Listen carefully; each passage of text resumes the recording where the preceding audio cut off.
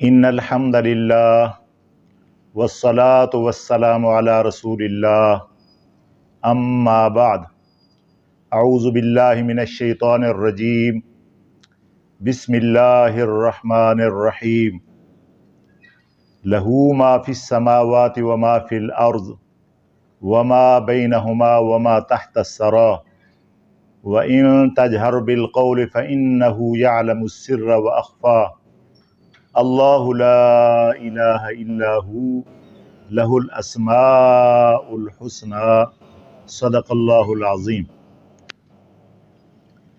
मोहतरम सामईन,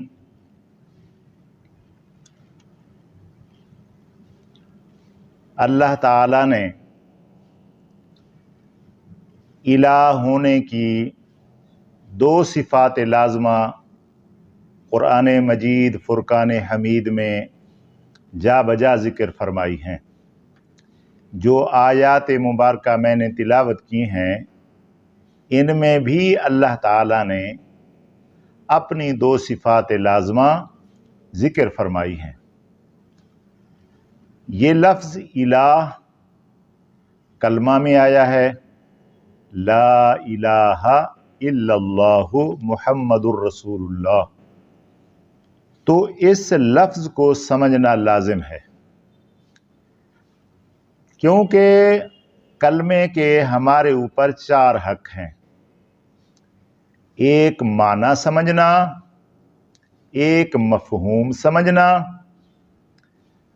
और उसके मुताबिक ज़िंदगी गुजारना, अमल करना। तो कलमे का मफ़हूम सिर्फ़ कलमा पढ़ना लाज़मी नहीं है, उसका माना और मफ़हूम समझना भी लाज़मी है। तो जब हम समझने की कोशिश करेंगे ला इलाहा, कोई इलाह नहीं, तो इलाह का माना समझना लाज़मी है। आम तौर पर छोटी किताबों में, नमाज की किताबों में इलाह का माना माबूद, फिर माबूद अरबी का लफ्ज़ है, इसको समझना पड़ेगा। फिर माबूद का माना ज़्यादा से ज़्यादा करेंगे कि जिसकी इबादत की जाए, तो फिर इबादत क्या है इसको समझना होगा। ये सारी चीज़ें समझना लाजमी है, कलमे का माना समझना लाजमी है। तब हमारा इसके ऊपर अमल होगा, तब हमारी इबादत सिर्फ़ अल्लाह के लिए होगी और हम सिर्फ़ अल्लाह ही को इलाह समझेंगे। तो इसका माना समझना ज़रूरी है।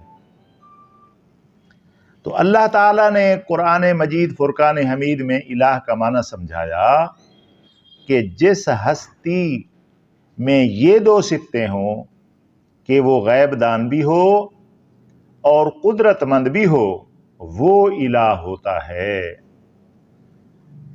जिस तरह हम कोई इबादत करते हैं, मसलन नमाज पढ़ते हैं, तो हमारे दिल में क्या होता है कि भाई हम नमाज पढ़ने जा रहे हैं, अल्लाह गैबदान है, अल्लाह देख रहा है कि मैं किस हैसियत से जा रहा हूँ, कितना परेशान हूँ, किस हालत से जा रहा हूँ, कितना सफ़र करके जा रहा हूँ मैं अल्लाह की इबादत करने के लिए।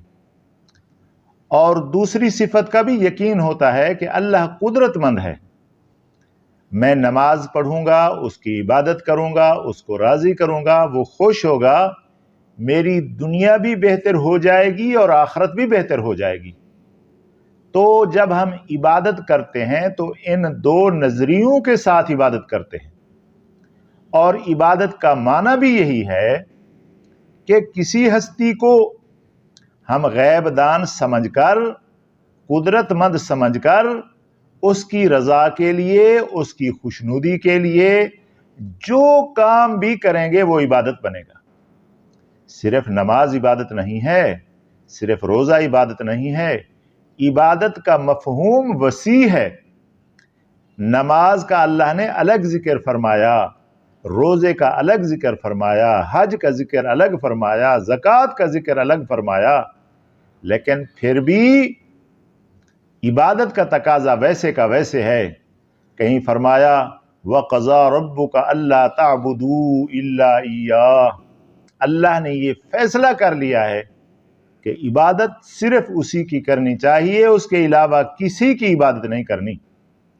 تو عبادت کا معنی سمجھنا ضروری تھا، اس کا کھولنا ضروری تھا۔ اللہ نے قرآن مجید میں ہمیں یہ مسئلہ جا بجا بتایا۔ ہم تھوڑا سا 2-4 جگہ سے پڑھیں گے، معنی سمجھائیں گے۔ جو آیات میں نے تلاوت کی ہیں اس میں اللہ تعالیٰ کی قدرت کا ذکر ہے۔ پہلے قدرت مند ثابت کیا اللہ تعالیٰ نے اپنے آپ کو، کیسے؟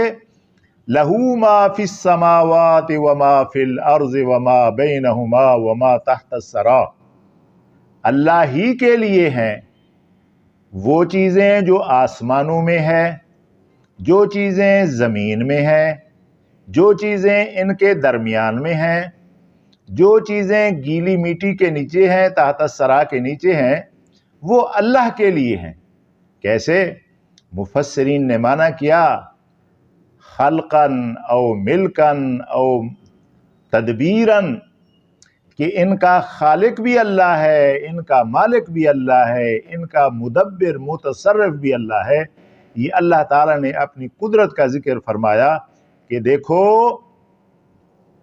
قدرت مند میں ہوں، ساری کائنات میرے قبضے قدرت میں ہے، قدرت مند میں ہوں۔ دوسرا مسئلہ فرمایا کہ غیب دان بھی میں ہوں۔ وَإِن تَجْهَرْ بِالْقَوْلِ فَإِنَّهُ يَعْلَمُ السِّرَّ وَأَخْفَى، اللہ فرماتا ہے اگر تو زور سے بات کرے تو بھی اللہ جانتا ہے، اگر تو آہستہ بات کرے سر سے پھر بھی جانتا ہے۔ اخفا، اس سے بھی زیادہ خفی، اس سے بھی زیادہ چھپی ہوئی بات۔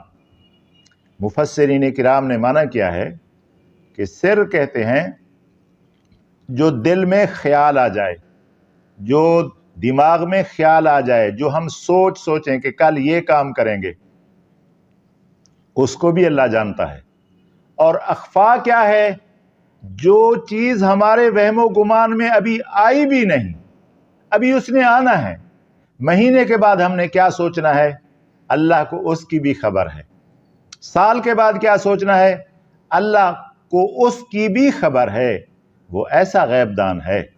تو ان آیاتوں میں اللہ تعالیٰ نے اپنی صفت غیب دان اور دوسری صفت قدرت مند ہونا بیان فرمایا۔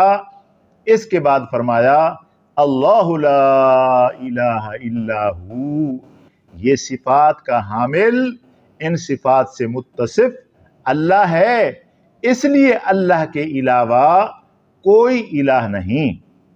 تو یہ لفظ الہ کا معنی سمجھنا لازمی تھا، اور عبادت کا معنی بھی سمجھنا لازمی تھا۔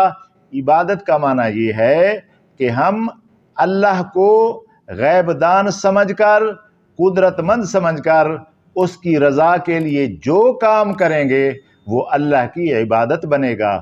اور ہم اللہ کے علاوہ کسی ہستی کو غیب دان سمجھ کر، قدرت مند سمجھ کر، اس کی رضا کے لیے، اس کی خوشنودی کے لیے جو کام بھی کریں گے وہ غیر اللہ کی عبادت بنے گی۔ اللہ تعالیٰ یہ نہیں چاہتے، اس لیے اللہ پاک فرماتے ہیں صرف میری عبادت کرو، غیب دان مجھے سمجھو، قدرت مند مجھے سمجھو، اور میری عبادت کرو۔ اللہ تعالیٰ کا جا بجا قرآن مجید فرقان حمید میں یہی حکم ہے۔ اللہ تعالیٰ مجھے اور آپ کو ان قرآن ارشادات پر عمل کرنے کی توفیق عطا فرماوے۔ وآخر دعوانا ان الحمد للہ رب العالمین۔